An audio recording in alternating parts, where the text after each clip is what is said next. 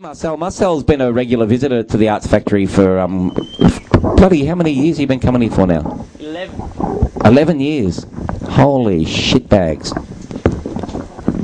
That's a lot. You can drink a lot of beers in 11 years. Don't forget to speak right into the microphone. Will do. Good man.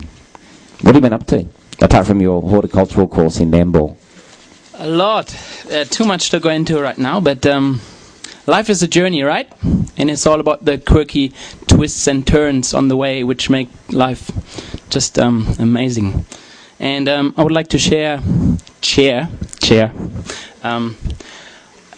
my quirky twists and turn on the way. And whenever I meet new people, quite often it happens that they go straight into like, oh, what does that mean on your neck, that tattoo? And I actually had a policewoman do that to me 11 years ago in a Brisbane airport. And I kind of was a bit too honest, and she interrogated me for 4. That light is really bright. For 4 hours I got interrogated. Anyway, here's the little story.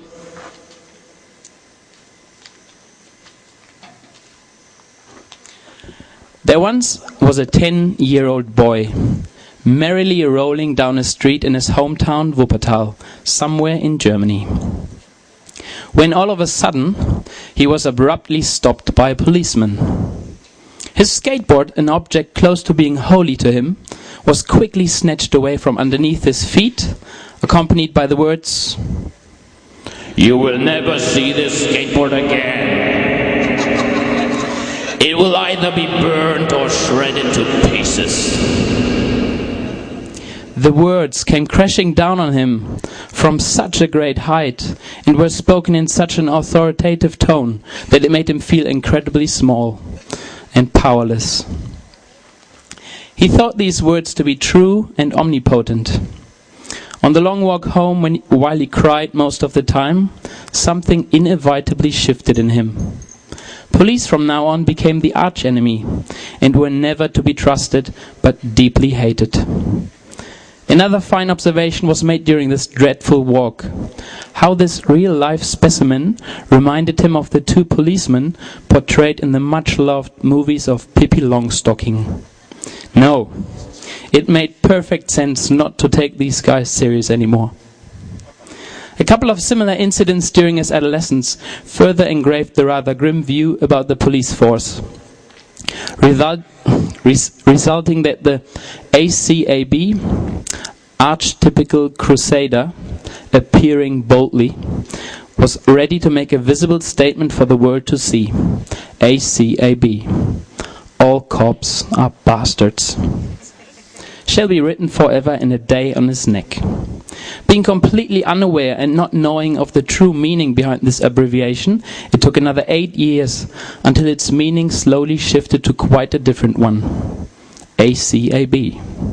All cows are beautiful. Milking 100 gorgeous mother cows each morning for 1 year on the most wondrous and beautiful organic farm in New Zealand surely helped to initiate this slight shift in perception. The homecoming to Byron Bay 11 years ago finally further unraveled and pointed to the true meaning behind the letters tattooed on his neck. But it wasn't until the life-changing meeting with Michael Rhodes, a meeting so cherished and valued, so important on this young man's journey, until its true meaning was established. ACAB. All creatures are beautiful. And I bought a bus to live in. I'm living in a bus for the last 1.5 years, and it's a big dream coming true. In the bus we have got this friendship going on. I fully built it inside, and we've got a lot of things in common. And there goes another little story related to the previous one. There once was a bus called Nissan Civilian. She was misused for the tragic purpose of being an undercover police surveillance bus. A steel cage was built in its back to lock people up. A box to hold rifles was installed. The tinted back window, with its many scratches, spoke of countless people being deprived of their freedom. A bullet found under a seat further gave way to a rather strange and unhealthy vibe inside the bus. Nissi wasn't a very happy bus. Similar to the journey of the young man, Miss Nissi went through likewise transformations on her path to finally undergo a long and adventurous metamorphic process initiated by a new owner that planned to make this bus the coziest of homes. So she became a TOW, a temple on wheels. They could relate to each other's life stories so very much that it felt like they were made for each other. Thank you, guys. Yeah, and just feel like putting out my gratitude for all those people here, and every single time I'm here, I'm just blown away by the creativity and by the beauty in all of you guys. And yeah, thank you. Just such a hippie. That's why we love you, man.